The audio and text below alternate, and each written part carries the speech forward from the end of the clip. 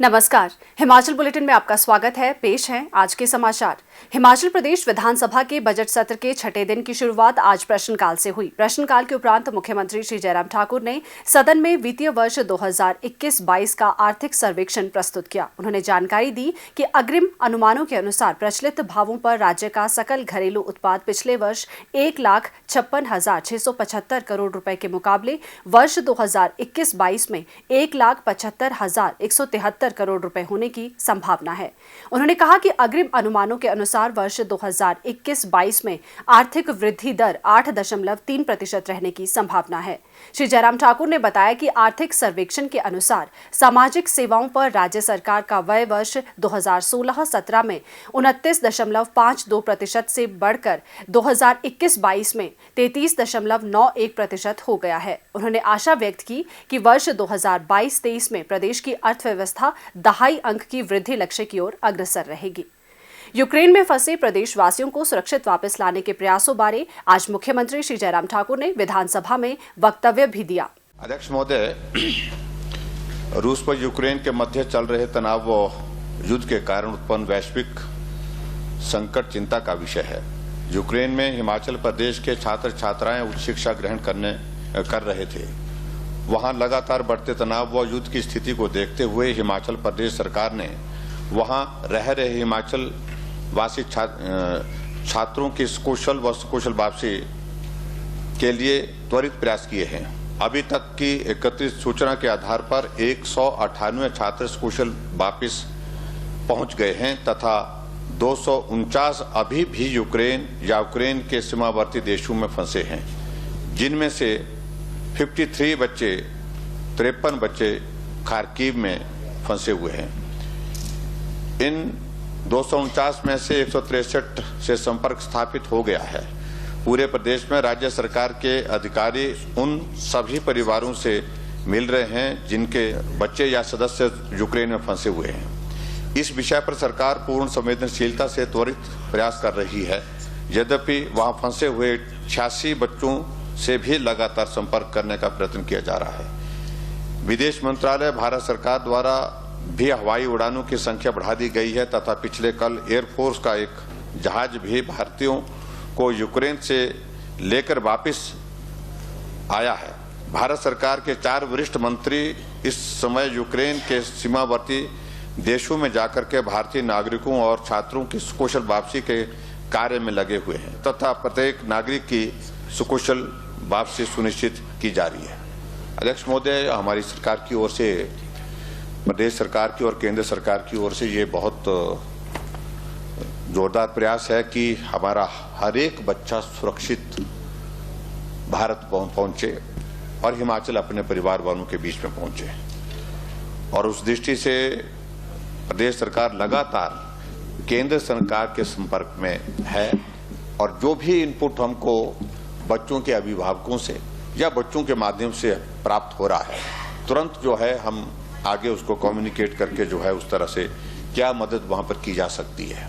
और विशेष तौर से मैं आदरणीय प्रधानमंत्री जी का विशेष तौर से मैं आभार व्यक्त करना चाहूंगा कि उनने बहुत गंभीरता से इस विषय को लिया है और पिछले कल भी आधिकारिक स्तर पर भी और उसके साथ साथ में प्रधानमंत्री जी ने भी इस मामले को लेकर के दोनों देश के साथ संपर्क करके अपनी बात कही है और कहा है कि भारत का हर एक नागरिक जो वहां पर है वहां पर भी सुरक्षित रहे और उसके पश्चात वो वहां से सुरक्षित उसको कैसे निकाल कर अपने देश में लाया जा सके, उसके लिए सहयोग के लिए दोनों देशों को लिए कहा है। और मैं उम्मीद करता हूं कि जो बच्चे वहां पर अभी फंसे हैं, और मेरे को बहुत सारे बच्चों से इस बात की जानकारी भी प्राप्त हुई कि वो अलग अलग रास्तों से जो एडजॉइनिंग जो कंट्रीज हैं, जो देश हैं, उन देशों में पहुंचे हैं और वहां वो सुरक्षित हैं। कुछ जगह वो होटल में उनके लिए ठहरने की व्यवस्था की गई है और फ्लाइट की अरेंजमेंट भी किया गया है और फ्लाइट जैसे उनकी अवेलेबल होती है तो उसके बाद तुरंत वो वहां से निकल करके भारत वापस आ जाएंगे और अपने प्रदेश, अपने परिवार वालों के बीच में होंगे।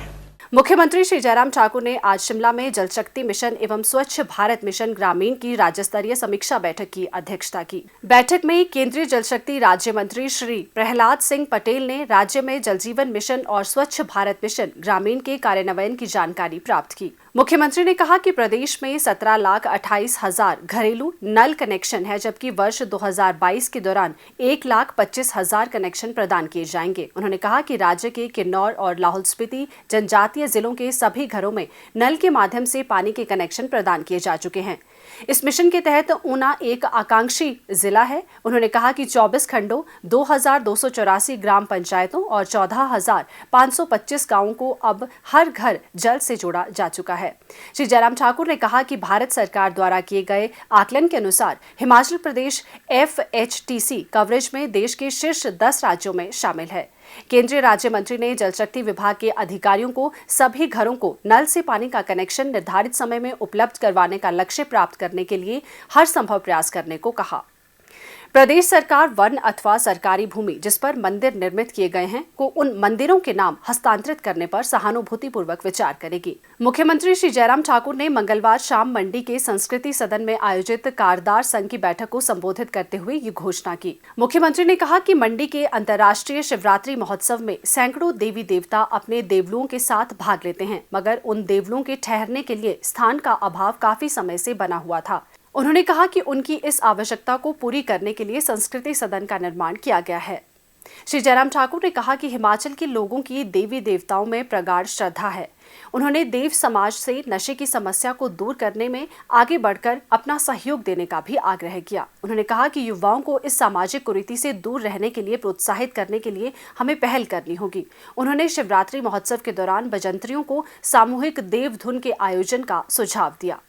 उन्होंने देव समाज से स्वच्छता अभियान में सहभागिता का भी आग्रह किया। उन्होंने कहा कि मंदिर समितियों को राज्य में गौ अभयारण्यों एवं गौ सदनों के संचालन जैसी अन्य सामाजिक गतिविधियों में भाग लेने के लिए आगे आना चाहिए। मुख्यमंत्री ने कहा, हमारे मंडी में, अगर मंडी जिले की अगर हम बात करें, हर एक इलाके में बहुत महत्वपूर्ण, बहुत ऐतिहासिक मंदिर हैं। मंदिर के साथ साथ वहाँ देवताओं के प्रति आज भी बहुत बड़ी श्रद्धा और आस्था है।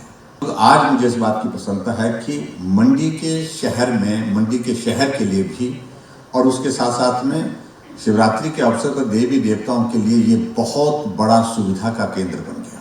उस दृष्टि से मैं आप सबको बहुत बहुत बधाई देता हूँ। और ये संस्कृति सदन हमने समर्पित किया है। अभी भी देवताओं के प्रति और देवताओं के जो हमारे खास तौर से, विशेष तौर से जो हमारे प्रमुख लोग होते हैं, जो कारकुन जिनको बोलते हैं, जो कारदार होते हैं, गूर होते हैं, उनके प्रति समाज में एक आस्था है। अभी तक गांव में उनकी बात को सुना जाता है और माना जाता है। ये भाव हमारा कायम रही है और मजबूत हो। ये तभी होगा जब हम अपने व्यवहार से, अपने काम करने के तौर तरीके से समाज के लिए समर्पण के भाव के साथ काम करें। मुख्यमंत्री श्री जयराम ठाकुर ने गत देर सायं मंडी के अंतर्राष्ट्रीय शिवरात्रि महोत्सव की प्रथम सांस्कृतिक संध्या का दीप प्रज्वलित कर शुभारंभ किया। उन्होंने इस अवसर पर जतिन शर्मा द्वारा रचित गीत ऐसी हमारी मंडी भी जारी किया। हिमाचल प्रदेश पुलिस बैंड के हुनरबाज के नाम से प्रसिद्ध हार्मनी ऑफ द पाइन्स की प्रस्तुति प्रथम सांस्कृतिक संध्या का मुख्य आकर्षण रही। मुख्यमंत्री श्री जयराम ठाकुर ने आज मंडी जिले के सरकाघाट क्षेत्र के अंतर्गत गहरा नाला में हिमाचल पथ परिवहन निगम की बस दुर्घटना पर शोक व्यक्त किया है, जिसमें एक महिला की मृत्यु हो गई है और 14 लोग घायल हुए हैं। मुख्यमंत्री ने शोक संतप्त परिजनों के प्रति गहरी संवेदनाएं व्यक्त करते हुए दिवंगत आत्मा की शांति की प्रार्थना की है। उन्होंने कहा कि घायलों को फौरी राहत प्रदान की गई है और जिला प्रशासन को निर्देश दिए गए हैं कि घायलों को बेहतर उपचार सुविधाएं प्रदान की जाए। श्री जयराम ठाकुर ने घायलों के शीघ्र स्वास्थ्य लाभ की कामना की है।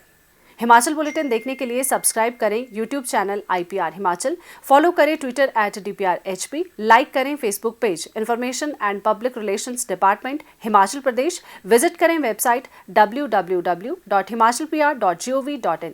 इस अंक में इतना ही। कल फिर होगी मुलाकात। दीजिए इजाजत। नमस्कार।